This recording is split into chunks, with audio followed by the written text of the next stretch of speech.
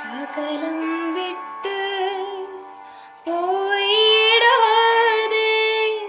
ഒരു പടിയും കൂടെ അടുത്തിടുന്നേ.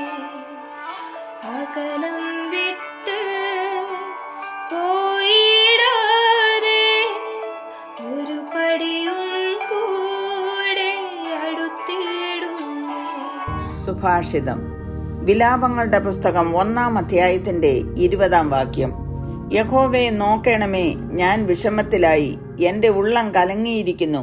ഞാൻ കഠിനമായി മത്സരിക്കൊണ്ട് എന്റെ ഹൃദയം എന്റെ ഉള്ളിൽ മറിഞ്ഞിരിക്കുന്നു. പുറമേ വാൾ സന്തതിനാശം വരുത്തുന്നു, വീട്ടിലോ മരണം തന്നെ. See Lord, how distressed I am. I am in torment within, and in my heart I am disturbed. For I have been most rebellious. Outside the sword bereaves, inside there is only death.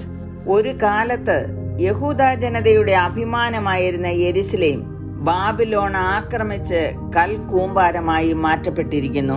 Babylon യെരുശലേമിനെ കീഴ്പ്പെടുത്തുന്നതിന് ഏതാണ്ട് 20 വർഷക്കാലം മുൻപേ യിരെമ്യാവ് യഹൂദ ജനത്തിന് മുന്നറിയിപ്പ് നൽകുകയും മനംതിരിഞ്ഞ് ദൈവത്തിലേക്ക് മടങ്ങി വരുവാനുള്ള ആഹ്വാനം കൊടുക്കുകയും അല്ലാഞ്ഞാൽ അവർ യെരുശലേം നശിപ്പിക്കുമെന്നും തീയിട്ട് ചുട്ടുകളയുമെന്നും ഒക്കെയുള്ള പ്രവചനങ്ങൾ നിരന്തരമായി അറിയിച്ചുകൊണ്ടിരുന്നു.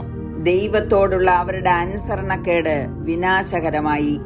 ബാബിലോണിയർ യെരുശലേമിനെ നശിപ്പിക്കുകയും അതിലെ നിവാസികളെ പീഡിപ്പിക്കുകയും അടിമകളായി പിടിച്ചുകൊണ്ടുപോവുകയും ചെയ്തു.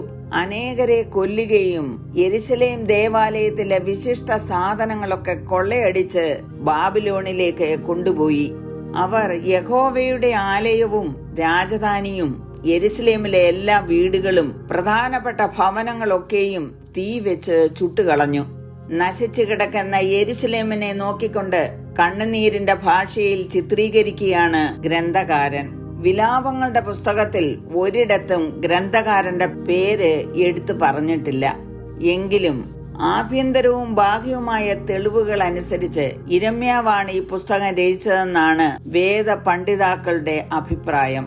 യിരെമ്യാവ് യഹോവയോട് പരിതപിച്ച് പ്രാർത്ഥിക്കുന്നതാണ് നാം വായിച്ച വാക്യം. പലപ്പോഴും നമ്മുടെ ജീവിതത്തിലുമുള്ള അവസ്ഥ ഇതുതന്നെയാകുന്നു.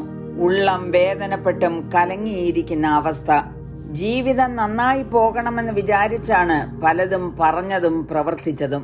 എന്നാൽ പ്രതീക്ഷിക്കാത്ത പലതും സംഭവിച്ചു കഴിഞ്ഞു. കലങ്ങിയിരിക്കുന്ന എന്റെ ഹൃദയം മറ്റാർക്കും കാണുവാൻ കഴിയുന്നില്ല. ഹൃദയത്തിലെ ചിന്തകൾ മാറി മറിക്കുന്നു.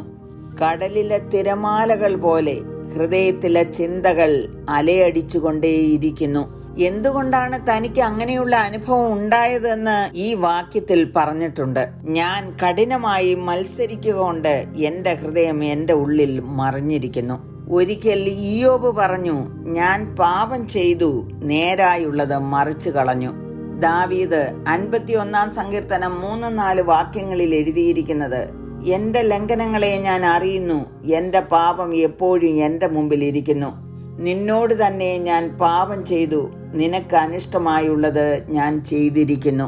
പ്രിയമുള്ളവരെ, കലുഷിതയേറിയ നമ്മുടെ ഹൃദയം ശാന്തമാകണമെങ്കിൽ ദൈവത്തിന്റെ സന്നിധിയിലേക്ക് അടുത്തു വരിക.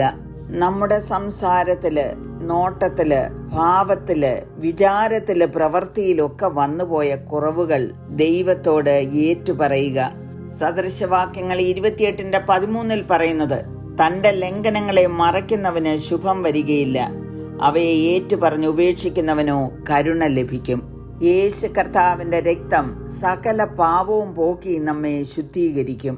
ഈ ശുദ്ധീകരണം പ്രാപിക്കുവാൻ ആഗ്രഹിക്കുന്നവർ യേശുവിന്റെ അടുക്കിലേക്ക് കടന്നു വന്ന് നിങ്ങളുടെ ജീവിതത്തിൽ സംഭവിച്ച സകല പാപങ്ങളും കുറ്റങ്ങളും യേശുവിനോട് തുറന്നു പറയുക. നമ്മുടെ പാപങ്ങൾ ക്ഷമിച്ച് സമാധാനമായി ജീവിക്കുവാൻ അവിടുന്ന് നമ്മെ സഹായിക്കും. ഏൽപ്പിച്ചു കൊടുത്ത് പ്രാർത്ഥിക്കാം. കരുണയുള്ള പിതാവേ, പലപ്പോഴും ഞങ്ങളുടെ ഹൃദയം കലങ്ങി മറിയുന്നു. ഹൃദയ സമാധാനത്തോടെ ജീവിക്കുവാൻ അവിടുന്ന് ഞങ്ങൾക്ക് കൃപ ചെയ്യണമേ എന്ന് യേശുക്രിസ്തുവിന്റെ നാമത്തിൽ അപേക്ഷിക്കുന്നു. കേൾക്കണമേ. ആമേൻ.